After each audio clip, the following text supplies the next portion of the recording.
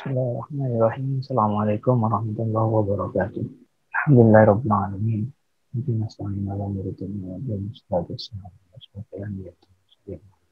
Baiklah, dalam pertemuan kali ini kita akan membahas kaidah yang berkaitan dengan asbabun nuzul.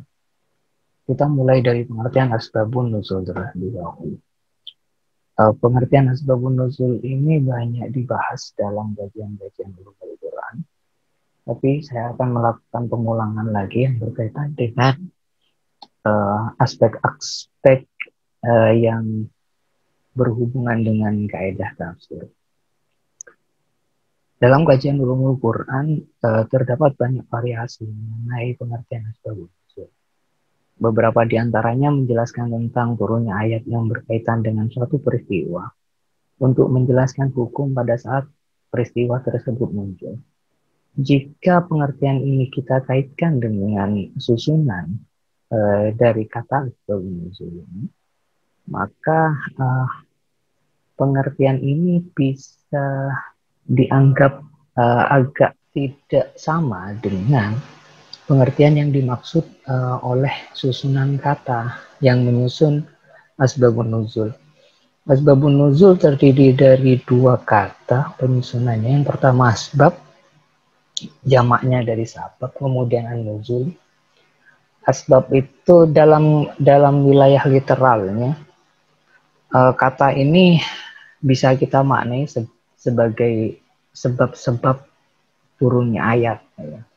Tapi dalam wilayah terminologis yang sifatnya idhofiyah itu, asbabun nuzul, para ulama cenderung memberikan pengertian terhadap satu peristiwa yang mengiringi turunnya ayat. Kenapa ini kemudian diberikan, pengertian ini diberikan? Untuk menghindari satu konsep pemahaman yang muncul ketika kita memahami asbabun nuzul ini sebagai sebab satu ayat diturunkan. Maka pengertian sebab ayat turun oleh satu kejadian atau satu peristiwa itu bisa mengindikasikan bahwa turunnya Al-Quran itu bersifat kausalitas. Artinya ada penyebab terlebih dahulu, kemudian ayat Al-Quran mengikuti penyebab itu. Padahal esensi dari Al-Quran itu merupakan kalamullah yang qatin sifatnya, sedangkan sebab itu hadis. Tapi dalam wilayah kausalitas, sebab itu selalu mendahului akibat. Jadi dalam konteks ini, untuk menerjemahkan asbabun nuzul dalam wilayah kausalitas, itu sangat tidak benar sekali. Jadi pengertian yang kita ambil dari asbabun nuzul itu merujuk pada peristiwa yang mengiringi turunnya ayat atau beberapa ayat yang berbicara mengenai satu peristiwa atau menjelaskan hukum dari peristiwa yang terjadi pada saat turun. Peristiwa yang dimaksud dalam pengertian ini adalah peristiwa yang terjadi pada masa pewahyuan dimulai dari penurunan pertama kali hingga ayat yang terakhir turun. Dalam bukunya Quraisy, kaidah tafsir itu, Quraisy memberikan batasan bahwa peristiwa itu harus berlangsung selama 22 tahun selayaknya masa turunnya Al-Quran. Durasi waktu yang disyaratkan dalam penentuan riwayat asbabun nuzul untuk menghindari sebetulnya masuknya cerita atau peristiwa yang terjadi pada umat terdahulu yang disebutkan oleh Al-Quran, seperti misalnya pengutipan Al-Wahidi terhadap sebab dari turunnya Al-Fil yang dikaitkan dengan peristiwa dan cerita Habsah, atau merujuk pada ceritanya Raja Abraha. Maka itu yang kemudian dikritisi oleh Suyuti, apa yang disebutkan oleh Al-Wahidi itu sebetulnya bukanlah bisa disebut sebagai sababun nuzul. Tapi itu adalah kisah uh, al-ummah al-qadim as-sabiqah. Jadi cerita-cerita tentang satu komunitas yang hidup di masa lalu atau umat-umat terdahulu. Pembatasan peristiwa ini kemudian dapat menyadarkan kita atau dapat memberikan tambahan pengetahuan bagi kita bagaimana jalur periwayatan Nabi dan para sahabat yang hidup pada masa wahyu turun. Meskipun demikian, riwayat dari sahabat tidak selamanya dapat diterima sebagai riwayat asbabun nuzul, karena beberapa riwayat dari mereka tidak dalam kategori asbabun nuzul. Penjelasan ini mungkin kita akan jelaskan lebih dalam ketika membahas tentang kaidah-kaidah yang berkaitan dengan itu. Maka syarat wajib bagi riwayah dari sahabat mengenai asbabun nuzul memiliki sifat khusus yang teridentifikasi bahwa riwayat tersebut merupakan riwayat asbabun nuzul dengan keberadaan jalur riwayahnya. Selain itu, Suyuti memasukkan riwayah dari tabi'in sebagai bagian dari asbabun nuzul dengan syarat riwayat tersebut secara jelas menyatakan bahwa peristiwa yang dimaksud berkaitan langsung dengan sebab turunnya ayat. Sehingga riwayat dari tabi'in itu bisa dianggap sebagai bagian dari hadis mursal. Mengenai peristiwa, Ibnu Ashur itu membagi peristiwa ini menjadi lima bagian. Pertama, peristiwa yang berkaitan dengan maksud dan tujuan ayat setelah dilakukan penelusuran terhadap peristiwa tersebut. Untuk mencari kebenaran dari peristiwa yang melatar belakangi turunnya ayat, para mufassir melakukan penelitian untuk mencari keterkaitan peristiwa tersebut dengan ayat yang diturunkan. Dalam konteks ini, asbabun nuzul memberikan pemahaman atas pemaknaan ayat yang dianggap samar. Misalnya kita ambil contoh penafsiran atas surat Mujadalah misalnya. Ayat pertama, qad sami'allahu qaulal ladzi tujadiluka fi zawjiha. Secara literal ayat tersebut tidak menjelaskan orang yang telah berselisih, siapa yang berselisih dengan suaminya itu. Sehingga untuk memberikan pemahaman atas ayat yang masih samar tersebut, para mufassir kemudian melakukan pendalaman atas peristiwa yang menjadi penyebab dari turunnya ayat. Sehingga diperoleh pemahaman bahwa ayat tersebut berkaitan dengan Haulah, memiliki problem, yang memiliki masalah dengan suaminya, Aus bin As-Samit. Kedua, peristiwa yang menjadi sebab disyariatkannya suatu hukum. Sedangkan peristiwa tersebut tidak menyebutkan keumuman ayat ataupun tidak mendapat petunjuk yang mengindikasikan perbedaan dengan ayat dalam segi kekhususan ataupun dalam segi ta'mimnya, pengumumannya, atau dalam segi takyidnya, pembatasan, membatasi. Akan tetapi ketika disebutkan satu contoh dalam satu kasus, keduanya, baik sabab maupun ayat, memiliki kesesuaian dalam hal petunjuk yang terkandung. Misalnya kita memberikan, saya mengutip Ibnu Ashur misalnya. Saya mengutip Ibnu Ashur tentang penjelasan ayat faman kana minkum maridun aw bihi ada min ra'sihi fa fidyatun min siyamin aw shadaqatin aw nusuk. Ayat ini menceritakan tentang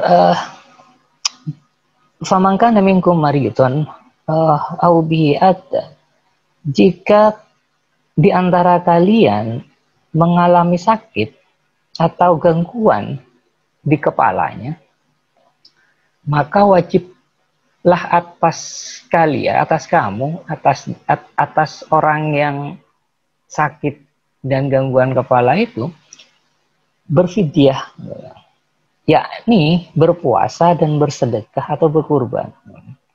Dalam penjelasan ini, At-Tabari mengutip riwayat dari Atha mengenai siapa yang dimaksud oleh ayat ini. Ternyata atau memberikan penjelasan, riwayat ini riwayat yang sangat banyak redaksinya. Ada yang langsung dari Ka'ab bin Ujrah, atau itu menjelaskan bahwa ayat ini berkenaan dengan Ka'ab bin Ujrah. Ka'ab bin Ujrah ketika itu melakukan umroh bersama dengan Nabi, sedangkan ia mengalami kelelahan, kelelahan yang diakibatkan karena gangguan di kepalanya. Di riwayat itu disebutkan gangguan yang menyebabkan Ka'ab itu sibuk, dia memiliki banyak kutu di kepalanya, kira-kira begitu. Kemudian Nabi bertanya kepada Ka'ab, apakah kamu memiliki domba untuk membayar fidyah? Ka'ab kemudian menjawab bahwa dirinya tidak memiliki domba tersebut. Maka kemudian Nabi menyuruh Ka'ab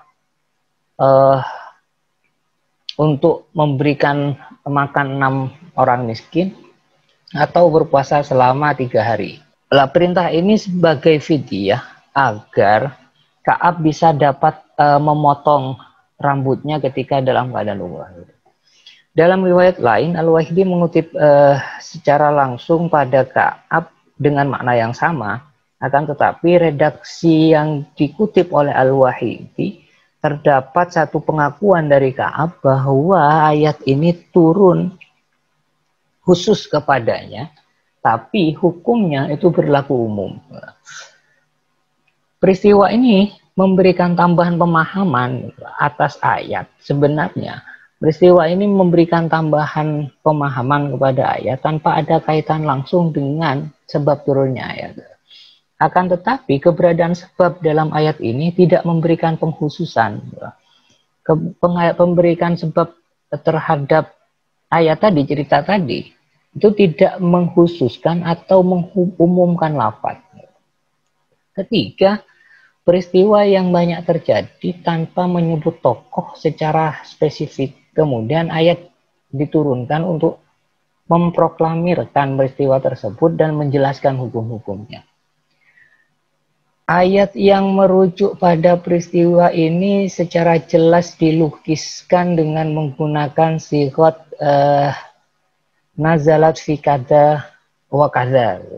Ayat ini diturunkan dalam peristiwa ini atau peristiwa itu. Kemudian selanjutnya peristiwa yang terjadi mendahului suatu ayat, akan tetapi secara kandungan makna keduanya mencocoki. Peristiwa ini memunculkan asumsi dari beberapa mufassir bahwa peristiwa tersebut merupakan peristiwa yang dimaksudkan oleh ayat tertentu dengan indikasi kandungan makna yang sama dengan peristiwa tersebut. Peristiwa ini yang kemudian menjadikan para mufassir itu berselisih paham apakah riwayat ini merupakan asbabun nuzul dari ayat itu, misalnya begitu. Jadi kebanyakan penyebab perbedaan penukilan riwayah itu disebabkan oleh satu peristiwa ini. Kemudian kelima, peristiwa yang menjelaskan ayat-ayat yang masih mujmal dan ayat-ayat yang mutasyabih. Penjelasan ini nanti akan kita perdalam di penjelasan-penjelasan berikutnya. Kemudian urgensi asbabun nuzul dalam penafsiran. Yang pertama, para ulama sepakat, mayoritas ulama sepakat urgensi atas pengetahuan mengenai asbabun nuzul dalam memahami Al-Quran. Misalnya Ibnu Taimiyah berpendapat bahwa pengetahuan mengenai asbabun nuzul dapat memberikan pencerahan terhadap proses pemahaman ayat, misalnya begitu. Kemudian karena urgensi yang demikian, para ulama memberikan perhatian khusus pada asbabun nuzul ini hingga membuat satu karya khusus mengenai asbabun nuzul. Bahkan beberapa ayat tidak dapat dipahami secara benar tanpa adanya pengetahuan asbabun nuzul. Misalnya saya ambil contoh begini. Walillahi masyriqi wal maghrib fa inama tuwallu fasamma wajhullah innallaha wasi'un alim, misalnya. Ayat ini uh, memberikan pemahaman bahwa kita diperbolehkan untuk melakukan sholat ke segala arah tanpa menghadap kiblat. Tapi jika ayat ini difahami secara benar dengan mengetahui sebab-sebab turunnya, maka kita akan mengetahui bahwa pemahaman semacam itu menghadap kemanapun itu bisa disimpulkan bahwa pemahaman itu tidak benar, karena menghadap kiblat merupakan syarat sahnya sholat. Ayat ini turun ketika dalam keadaan melakukan safar, sedangkan orang yang melakukan safar dia kehilangan arah sehingga tidak dapat mengetahui arah kiblat. Maka dalam keadaan itu melakukan sholat dengan menghadap ke arah manapun dianggap sah tanpa harus mengulang sholatnya ketika sudah sampai di tujuan. Hal demikian menjadikan fungsi asbabun nuzul sebagai perangkat untuk menghususkan ayat yang turun dalam redaksi umum, atau bisa disebut dengan tahsisul am. Urgensi tentang pengetahuan asbabun nuzul ini juga kita bisa lihat dari kisah Marwan bin Hakam yang disebutkan dalam sebuah ayat, misalnya la tahsabanna alladziina yafrahuna bima atau wa yuhibbuna ayyuhmadu bima lam yaf'alu fala tahsabannahum bimafazah minal adab wa lahum adabun alim. Ayat tersebut memancing respon Marwan sehingga dia menyuruh pelayannya untuk menemui Ibnu Abbas. Marwan memahami ayat itu dengan pemahaman jika setiap orang bergembira dengan sesuatu yang telah dikerjakannya dan senang dengan pujian terhadap pekerjaan yang belum dilakukan, kemudian dia disiksa, maka menurut Marwan semua orang pasti akan disiksa. Mendengar hal demikian, Ibnu Abbas kemudian menjelaskan kepada Marwan tentang ayat yang disangsikan itu, bahwa ayat ini turun mengenai perihal orang-orang Yahudi. Ketika itu mereka ditanya oleh Rasul tentang satu perkara, akan tetapi mereka menyembunyikannya dan menjawab perkara lain. Setelah itu mereka mengharap pujian mengenai apa yang mereka sampaikan kepada Rasul. Mereka juga senang karena dapat menyimpan jawaban yang sebenarnya yang ingin diketahui oleh Rasul. Kemudian Ibnu Abbas membaca surat tadi itu. Pengetahuan mengenai asbabun nuzul juga dapat membawa kita untuk melihat dialektika antara teks dengan realitas. Sebab menentukan kerangka realitas yang dapat menjadi medium dalam memahami sebuah atau beberapa ayat dapat menjadi pengetahuan awal bagi mufasir untuk memahami makna teks dengan pengetahuan terhadap realitas-realitas yang memproduksi teks tersebut. Meskipun demikian, tidak semua ayat diawali oleh peristiwa yang berkaitan dengan turunnya ayat itu, sehingga ada beberapa ayat yang dapat difahami tanpa harus mengetahui sebab turunnya ayat itu. Kemudian kita menuju kepada pembahasan qawaid. Saya mengacu pembahasan ini, penyebutan qawaid ini pada kitabnya Khalid Utsman As-Sabat, Qawaid Tafsir Jam'atan wa Dirasatan. Yang pertama, al-qaulu fil asbab mauqufun 'ala naqli wasima'. Bahwa redaksi dari asbabun nuzul atau perkataan yang menyebutkan satu sabab itu harus bersumber dari nakal dan simak. Jadi asbabun nuzul itu hanya dapat diterima menurut kaidah ini jika bersumber dari periwayatan. Bersumber dari periwayatan. Periwayatan itu bisa diperoleh dari orang yang langsung menyaksikan turunnya ayat atau melalui orang yang secara langsung mencari pengetahuan mengenai sebab dari turunnya satu ayat. Misalnya seorang sahabat, dia tidak menyaksikan langsung turunnya ayat. Kemudian dia ingin mengetahui ayat-ayat ini sebenarnya maksudnya apa, dengan mengetahui ayat ini diturunkan dalam konteks apa, sehingga dapat memahami bahwa mana sebenarnya ayat itu begini. Maka dia menanyakan kepada sahabat yang lain yang menyaksikan proses turunnya ayat itu. Jadi sah hukumnya untuk meriwayatkan, untuk mengambil satu riwayat asbabun nuzul dari orang yang tidak mengetahui peristiwa turunnya, tapi dia melakukan kajian, pendalaman, atau melakukan pencarian kepada orang lain terhadap peristiwa sababun nuzul itu. Kaidah ini juga mengandung pengertian bahwa asbabun nuzul tidak dapat diperoleh melalui jalur ra'yu. Karena jelas bahwa di sini menyaratkan anak luasima. Riwayat itu harus dengan nakal, harus dengan periwayatan. Maksud dari mauqufun ala naqlih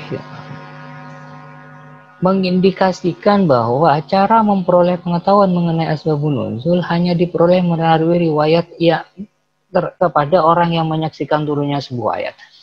Dalam konteks ini, jika satu peristiwa mendahului dan berkaitan dengan diturunkannya ayat, maka pengetahuan mengenai sababun nuzul tersebut dapat bersumber dari Nabi ataupun para sahabat yang menyaksikan peristiwa tersebut. Kemudian redaksi mengenai bagaimana redaksi sababun nuzul yang diterima dari jalur nakal dan sima ini, kebiasaannya redaksi yang digunakan atau sigot yang digunakan dalam riwayat sababun nuzul itu bersifat tetap. Nanti kita jelaskan lebih lanjut di bawah, tapi ini akan saya singgung pertama. Biasanya menyebutkan sababun nuzul hadil ayah kada wa kada. Jadi penyebutannya secara jelas bahwa penyebab turunnya ayat ini peristiwa ini. Sedangkan kalimat mauquf ala sima itu berkaitan dengan proses pencarian yang saya jelaskan tadi. Jadi sahabat mencari, kemudian dia memperoleh, dan kita boleh untuk meriwayatkan itu. Kemudian kaidah yang kedua, sababun nuzul lahu hukmur, bahwa sababun nuzul itu ada pengecualian. Ada pengecualian. Beberapa kali saya singgung tentang pengecualian ini dalam kaidah. Untuk mengetahui suatu peristiwa berkaitan dengan penyebab satu ayat, didasarkan pada penggunaan redaksi dalam penyebutan. Terdapat beberapa pembagian dalam hal ini. Yang pertama adalah redaksi yang menggunakan lafadz soreh. Karena sababun nuzul hukmur ini berkaitan dengan ada satu redaksi yang dianggap soreh, tapi dia tidak berlaku, dia tidak dianggap sebagai sababun nuzul. Maka itu disebut hukmur raf'i. Ada hukum yang berangkat, ada pengecualian. Redaksi yang soreh itu biasanya menggunakan sababun nuzul hadil ayah kada, atau dia menyebutkan rentetan peristiwa atau satu pertanyaan yang dilanjutkan dengan akibat dari pertanyaan tersebut dengan menggunakan redaksi fa jawab atau waw. Misalnya penyebutan satu peristiwa, kemudian peristiwa itu kemudian dijelaskan dengan fanazalat hadil ayah, atau wa nazalat hadil ayah, atau summa nazalat hadil ayah, atau fa'auhallahu ila nabi. Jadi ada kisah itu dimasukkan dalam kategori syarat, kemudian ada jawab di bagian akhir. Itu lafadz atau sigot asbabun nuzul yang soreh. Gitu. Selain itu ada sigot yang ghairu soreh, atau muhtamalah. Jadi redaksi yang menyebutkan bahwa ayat itu turun tapi nilainya tidak sekuat ketika disebut secara jelas bahwa sababun nuzul hadil ayah kada wa kada. Misalnya nazalat hadil ayah fi kada. Itu ghairu sharih. Atau nazalatil ayah fi kada. Atau redaksi-redaksi lain yang tanpa menjelaskan bahwa secara pasti ada redaksi bahwa ayat ini penyebab turunnya ini, kira-kira begitu. Kemudian penggunaan redaksi yang tidak sharih ini menimbulkan banyak perbedaan di antara ulama. Ibnu Taimiyah misalnya memberikan penjelasan bahwa redaksi yang tidak langsung membawa implikasi pada pemahaman atas sababun nuzul di satu sisi dan penafsiran di sisi yang lain gitu. Jadi ada ambiguitas maksud dari perkataan nazalat hadil ayah fi kada. Apakah ayat ini menunjukkan satu peristiwa yang melatar belakangi turunnya ayat atau bagian itu adalah bagian penjelasan gitu, bagian penafsiran para sahabat terhadap ayat tersebut. Otomatis bunyinya bukan sababun nuzul gitu, tapi masuk dalam kategori tafsir. Agar lebih konkret, kita misalnya memberikan contoh tentang riwayat dari Ibnu Umar tentang nisa'ukum harsul lakum. Ayat ini berkaitan dengan menggauli istri. Riwayat dari Umar itu tidak dikategorikan. Ya, misalnya riwayat dari Umar itu Ani bin Umar qala anzalat nisa'ukum lakum alayah fi ityanin nisa fi adbarihinna, gitu katanya Ibnu Umar. Bahwa ayat ini turun nisa'ukum harsul lakum itu dalam keadaan menggauli istri dari dubur mereka.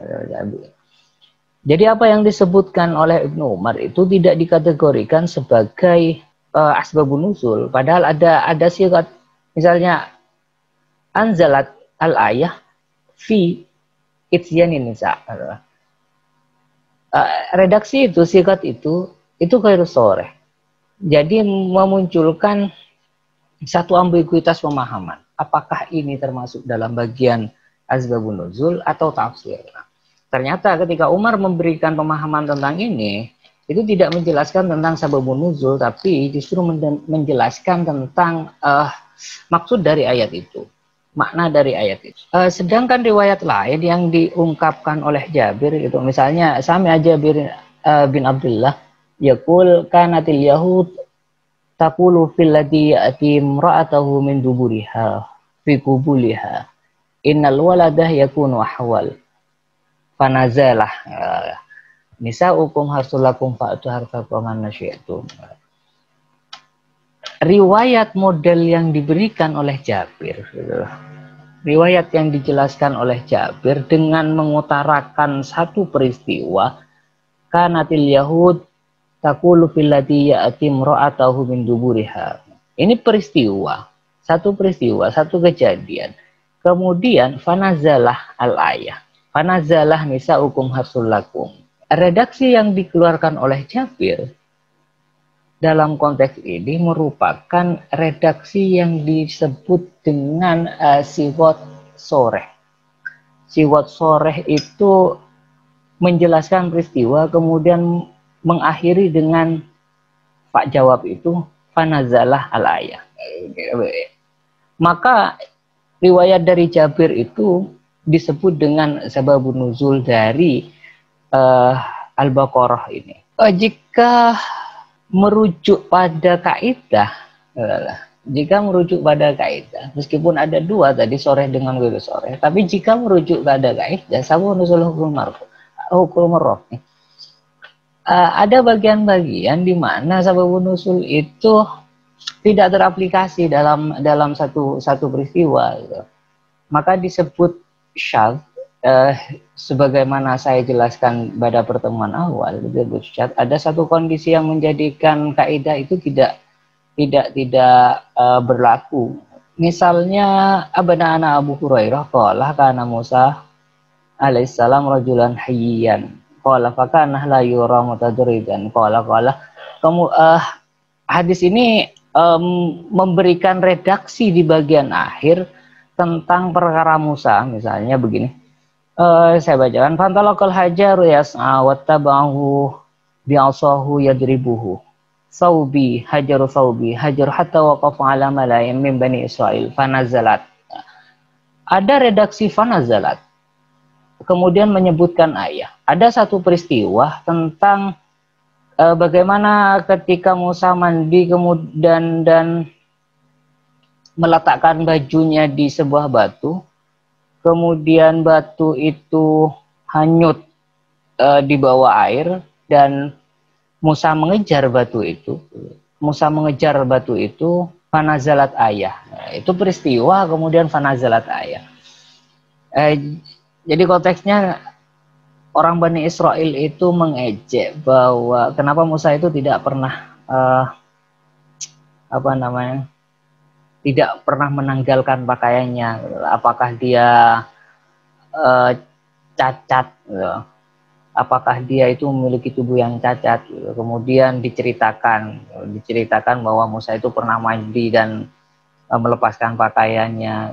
Kemudian dia mengejar dan berhenti di sekelompok di depan orang-orang Bani Israel yang sedang berkumpul. Kemudian fanazalah ya ayyuhalladzina amanu la takunu kalladzina azaw Musa Fabarakallahu mimma qalu wa kana indallahi wajiha. Peristiwa yang disebutkan dengan ayat sebagai jawaban, meskipun sikotnya dianggap sikot soreh dalam kategori di atas, kategori yang tadi saya sebutkan itu, tapi peristiwa ini tidak masuk dalam kategori asbabun nuzul. Kenapa? Karena ada ketidaksesuaian peristiwa, waktu peristiwa dengan turunnya ayat. Ayat ini meskipun berbicara di dalamnya terkait dengan Musa, tapi konteks Musa itu berjauhan dengan konteks awal ayat turun. Sehingga tidak ada kesesuaian masa antara ayat turun dengan konteks yang diceritakan. Maka kemudian zababun nuzulullahu murrafin. Kemudian qawaid yang kedua, nuzulul Quran taratan yakun ma'a takdiril hukm wa taratan yakun qabla wal aks. Terkadang sababun nuzul itu disertai dengan penetapan hukum dan terkadang penetapan hukumnya terjadi setelahnya atau sebaliknya. Hal ini mengindikasikan bahwa beberapa ayat turun dengan latar belakang peristiwa tertentu dengan memiliki konsekuensi hukum. Respon dari suatu peristiwa dengan penetapan hukum tertentu banyak ditemukan dalam riwayat asbabun nuzul. Misal kita yang paling sangat dihafal adalah penetapan hukum khomer. Bagaimana peristiwa kemudian ada ayat diturunkan atas berita ayat tersebut, kemudian ayat itu melegalkan satu hukum atau perintah puasa. Rata-rata kebanyakan asbabun nuzul turun dengan ketetapan hukum semacam itu. Kaidah ini juga menetapkan suatu ayat yang diturunkan dengan menunjukkan satu ketetapan hukum sebagai isyarat terhadap penetapannya di masa yang akan datang dalam waktu dekat ataupun waktu lama. Misalnya Allah menurunkan suatu ayat secara khusus, tapi praktek hukum yang terkandung itu penetapannya belakangan setelah ayat itu turun, atau ayat yang diturunkan dengan mengandung konsekuensi hukum yang bersifat umum yang memuat secara makna lafaz itu memuat makna yang banyak. Kemudian beberapa kalangan menafsirkan dengan salah satu dari ihtimalul makna itu, dari muatan makna yang terkandung, sehingga ketika ditafsirkan dengan salah satu makna tergambar satu konsekuensi hukum yang spesifik. Jadi ada dua level dalam kaidah ini. Ada yang sababun nuzul pasti, ayat turun kemudian hukum ditetapkan, atau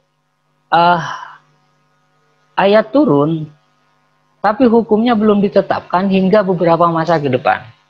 Baru ayat itu diturun, baru ketetapan atas hukum yang terkandung dalam ayat yang sudah lama turun itu berlaku.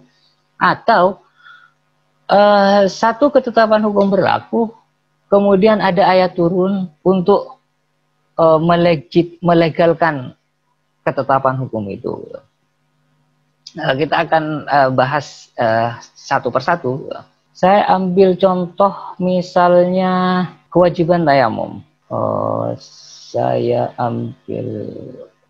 Kewajiban tayamum ini justru ada satu ketetapan hukum yang berlaku, tapi ayatnya turun belakangan. Tayamum ini berkaitan ayatnya dengan wudhu, tentang wudhu. Nah, sedangkan ayat wudhu itu turun ketika ada peristiwa Nabi tidak menemukan air ketika melakukan perjalanan. Riwayat ini diriwayatkan oleh Aisyah ketika itu Aisyah mengikuti Nabi dalam sebuah perjalanan, kemudian di tengah jalan Aisyah itu kehilangan kalungnya. Jadi para sahabat dan Nabi yang ikut yang ada di rombongan itu mencari kalungnya Aisyah, dan di tempat itu tidak ditemukan air. Sehingga ketika masuk waktu subuh, Nabi bangun untuk melakukan sholat subuh, dan ayat ini turun. Ayat ini itu berkaitan dengan wudhu.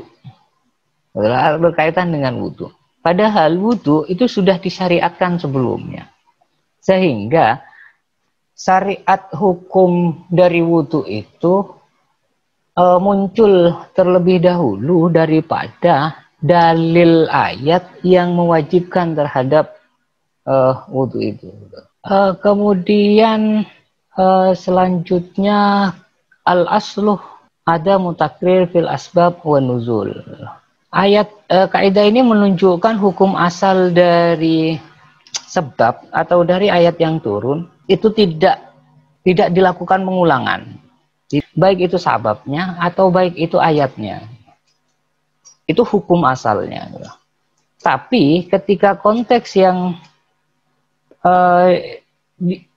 ketika ayat didasarkan pada hukum asalnya, itu diturunkan satu kali. Nah, al-aslu ada mutakrir.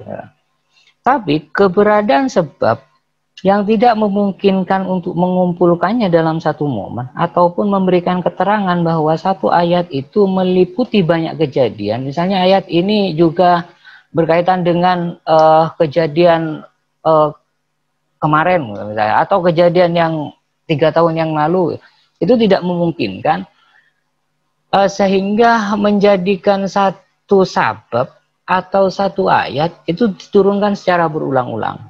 Faedahnya terjadi pengulangan dalam penurunan ayat atau sabab agar menjadi pengingat tentang satu hukum itu ditetapkan. Misalnya saya ambil contoh Fatihah misalnya.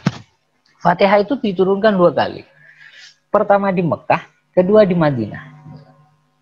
Artinya ketika diturunkan 2 kali, maka konteksnya juga akan berbeda. Konteksnya Mekah begini, Madinahnya begini. Jadi ketika hukum asalnya itu tidak ada takrif, tapi menuntut adanya pengulangan, maka pengulangan itu hal yang sah-sah saja dalam pengulangan ayat ataupun sabab. Kaidah ini juga meliputi keberagaman ayat diturunkan dengan mengacu pada satu sabab. Banyak ayat yang kemudian diturunkan dengan mengacu pada satu sebab. Misalnya yang paling masyhur dikutip oleh banyak kalangan, riwayat yang disampaikan oleh Ummu Salamah dengan redaksi yang berbeda, tapi maksudnya sama. Jadi konteksnya sama. Yakni konteks tentang posisi perempuan terhadap laki-laki. Misalnya dalam waris, atau kemudian dalam hijrah gitu misalnya. Tapi konteks yang dituju adalah sama, tentang bagaimana perempuan itu memperoleh posisi yang sama dengan laki-laki. Nah, untuk menyebutkan sabab itu, ayat yang diturunkan bermacam-macam. Misalnya ketika dalam proses Ummu Salamah bertanya kepada Nabi tentang perihal, menurut Ummu Salamah, saya tidak pernah mendengar Allah menyebutkan wanita dalam perkara hijrah, gitu misalnya begitu. Kemudian fa'anzalallah fastajaba lahum rabbuhum anni la udhi'u amala amilin minkum min dzakarin aw unsa. Ayat ini ditujukan kepada sebab yang menanyakan tentang perihal posisi wanita dalam hijrah. Kemudian hal yang sama misalnya berkenaan dengan pertanyaan Ummu Salamah, konteksnya sama, itu diturunkan Al-Ahzab misalnya, atau diturunkannya An-Nisa yang berkaitan dengan warisan. Jadi konteksnya sama, tapi ayatnya berbeda-beda. Berbeda-beda. Itu yang disebut dengan takriru fin nuzul, takriru min nuzul. Artinya sebabnya sama, tapi ayatnya berbeda-beda. Kemudian kalau selanjutnya al-ibrah bi lafdhi aw bi sabab. Ini sangat umum sekali. Setiap perbincangan tentang asbabun nuzul dalam ulumul Quran akan dibahas bagaimana al-ibrah itu berlaku bi umumil lafdhi la bi khusus sabab, atau sebaliknya al-ibrah bi khusus sabab la bi umumil lafdhi. Ini sangat banyak sekali. Jadi kita tidak perlu memberikan penjelasan yang lebih terkait dengan penjelasan ini. Yang jelas, ketika satu ayat kemudian turun dengan sebab khusus, kemudian satu ayat turun dengan keumumannya, atau satu ayat turun dengan kekhususannya, maka ibrahnya itu mengikuti kekhususan lafaz dan keumuman, kekhususan sebab dan keumuman lafaz.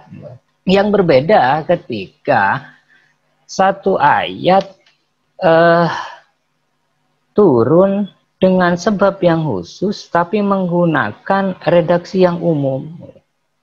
Itu yang kemudian para ulama berselisih pendapat apa yang harus digunakan, apakah al-ibrah bi umumil lafzi atau al-ibrah bi khususi sabab. Jika satu ayat turun dengan sebab khusus dan menggunakan redaksi yang umum. Kalau satu ayat turun dengan keumumannya, dengan sabab yang umum dan ayatnya juga umum, maka tidak dipermasalahkan, maka ibrahnya tetap menggunakan keumuman lafaz itu. Misalnya isalunaka 'anil mahid qul huwa adza fa'tazilun nisa fil mahid. Ini cerita tentang bagaimana orang-orang kafir Mekah itu menolak istri-istrinya di dalam rumah ketika mereka sedang haid. Siapa yang menolak? Umum. Jadi hampir keseluruhan.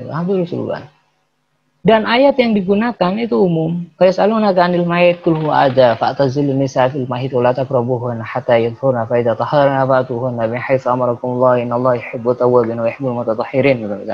Itu umum. Tidak spesifik mengacu pada satu orang atau satu kondisi. Itu sifatnya umum. Maka keadaan ini yang digunakan oleh ibrah bi umumil lafzi, karena keumuman lafaz dan keumuman sebab. Begitu juga ketika ada ayat yang turun di khusus sabab dengan khusus lafzi, maka tidak ada ulama yang memproblemkan itu, mempermasalahkan itu. Maka ibrahnya akan tetap berlaku di khusus sabab karena lafadznya juga khusus. Dalam perkara ini kita bisa ambil contoh misalnya ayat yang diturunkan secara khusus kepada Abu Bakar misalnya. Al-lail itu redaksinya wa sayujannabuhal atqa misalnya. Lah kata al-atqa itu dikhususkan oleh para mufasir. Atqa ini merujuk pada satu orang, yaitu Abu Bakar. Jadi ini tidak bermasalah, Kalimatnya khusus al-atqa, khusus untuk satu orang dan penyebabnya khusus untuk Abu Bakar. Nah, tadi yang bermasalah itu jika penyebabnya khusus kemudian ayatnya umum. Apakah menggunakan al-ibrah bi umumil lafzi lalu khusus sebab atau sebaliknya gitu. Kita dalami di ulumul Quran saja itu ya. Kemudian kaidah yang terakhir ya. Idza ta'addadat marwiyat fi sababin nuzul nudhira ila thubut faqtusira 'ala sahih thumma al-ibarah faqtusira 'ala sharih fa in laqarab zaman humila 'alal jami' wa in taba'ad hukimah bitakririn nuzul au tarjih. Kaidah yang agak panjang. Idza ta'addadat al-marwiyat, jika riwayat itu beragam dalam menyebutkan sababun nuzul, maka hal yang pertama nuzira ila as-subut. Maka yang pertama penetapannya harus berdasarkan kepada riwayat yang kuat. Dari mana satu riwayat itu dianggap kuat atau tidak? Faqtisiru 'ala sahih. Maka batasannya harus mengacu kepada riwayat yang sahih. Setelah itu, semua riwayat itu sama-sama sahih gitu misalnya, maka sunnah al-ibarah. Al-ibarah itu sigot, apakah soreh, apakah itu soreh gitu. Waktu sirah ala soreh gitu. Maka ukurannya harus menggunakan kalimat yang soreh, kalimat yang soreh. Jika sama-sama keduanya kuat, sama-sama sahih, kemudian ibarahnya juga sahih, fa in taqarraba zaman, jika keduanya itu berdekatan masanya, humilah al jami', maka dilakukan kompromi, al jam'u, kompromi. Wa in taba'ad, jika berjauhan, hukimah bitakririn nuzul, maka putuskan bahwa riwayat-riwayat tersebut termasuk dalam takrir, dalam pengulangan yang kita jelaskan tadi di al-asluh itu, maka dihukumi pengulangan atau melakukan tarjih jika memungkinkan. Jadi proses ketika mau menunjukkan satu riwayah itu mana yang harus dipilih dan dijadikan sebagai riwayat asbabun nuzul, maka melalui proses-proses ini. Yang pertama itu nuzira ila thubut, ukurannya faqtusirah ala sahih, kemudian beralih ke al-ibarah, ukurannya faqtusirah ala sharih, kemudian jika berdekatan sama zaman maka humil alal jami', jika berjauhan masanya hukimah bitakririn nuzul atau tarjih, ya, melakukan tarjih. Bagaimana contoh dari ayat dari kaidah ini? Dalam penafsiran dalam surat Ad-Duha misalnya, saya hanya menyebutkan satu saja. Dalam tafsir, dalam penentuan sababun nuzul ad-duha misalnya, wadduha walaili idza saja, ada dua riwayat yang memiliki perbedaan sababun nuzul. Ada dua riwayat yang memiliki perbedaan sababun nuzul. Yang pertama diriwayatkan di Bukhari.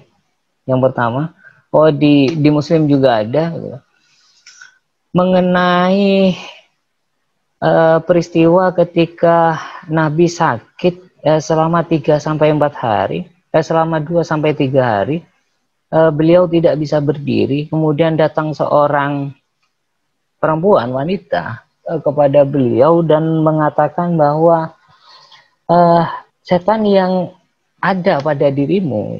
Jadi sakitnya Nabi dianggap dipengaruhi oleh setan. Perempuan itu kemudian berkata kepada Nabi, setan yang telah ada pada dirimu, ke dirinya Nabi, itu telah meninggalkanmu.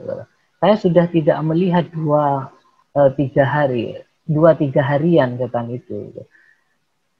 Artinya sakitnya Nabi itu tidak dipengaruhi oleh setan itu.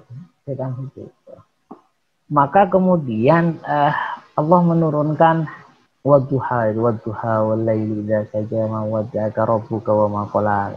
Riwayat kedua itu diriwayatkan oleh At-Tabrani. Tabrani meriwayatkan sebuah hadis tentang kisah kamar Nabi dimasuki oleh seekor anjing. Dalam redaksinya tidak menyebutkan kalb ya, tidak menyebutkan kalb, tapi dia menyebutkan jarwah. Jarwah itu hewan mamalia. Tapi beberapa penjelasan dalam riwayat itu menyebutkan jarwah kalb. Saya maknai kalb saja, saya maknai anjing saja. Anjing itu masuk ke kamarnya Nabi, kemudian mati di situ. Tapi Nabi tidak mengetahui, bahwa ada bangkai anjing di sana. Kemudian Nabi sama kafah dalam redaksinya, Nabi itu berdiam dalam kamar itu selama 3-4 hari. Tapi Jibril tidak pernah datang. Kemudian Haulah mengetahui itu dan mengeluarkannya. Kemudian baru Jibril datang. Turunlah ayat ya. Wanazalah hadil ayah wadduha wal laili idza saja sampai ayat ketiga. Itu kira-kira bahwa pertama ketika dua riwayat ini maka dicari subutnya yang paling kuat itu yang mana dengan mengetahui kualitasnya. Baihaqi ya, riwayat dari At-Tabrani itu riwayat yang sangat jarang ditemukan di Kutubus Sittah. Jadi dia syadz riwayatnya itu syadz dan kualitasnya jauh di bawah riwayat sahihnya yang disebutkan pertama tadi tentang perempuan yang mengatakan bahwa sakitnya Nabi itu dipengaruhi oleh setan itu. Sehingga ketika didasarkan pada kuwat ini, maka nudhira ila subut sudah diketahui dengan menyebutkan bahwa riwayat pertama itu lebih sahih daripada riwayat yang kedua. Riwayat pertama itu sahih, yang kedua itu dhaif. Jadi yang digunakan adalah riwayat yang sahih berdasarkan pada nudhira ila subut, waktu sirah ala sahih. Kemudian misalnya ada lagi riwayat sama keduanya, misalnya kedua riwayat ini sama-sama sahih, summa al-ibarah gitu lah, summa al-ibarah. Dan begitu selanjutnya. Kira-kira begitu untuk perkuliahan kali ini. Jika ada kekurangan kesalahan kita bisa diskusikan dan saya juga mohon maaf jika ada kesalahan dan kekeliruan itu. Tapi untuk pendalaman lebih lanjut kita bisa diskusikan lebih jauh lagi. Saya akhiri, wallahu a'lam bishawab. Assalamualaikum warahmatullahi wabarakatuh.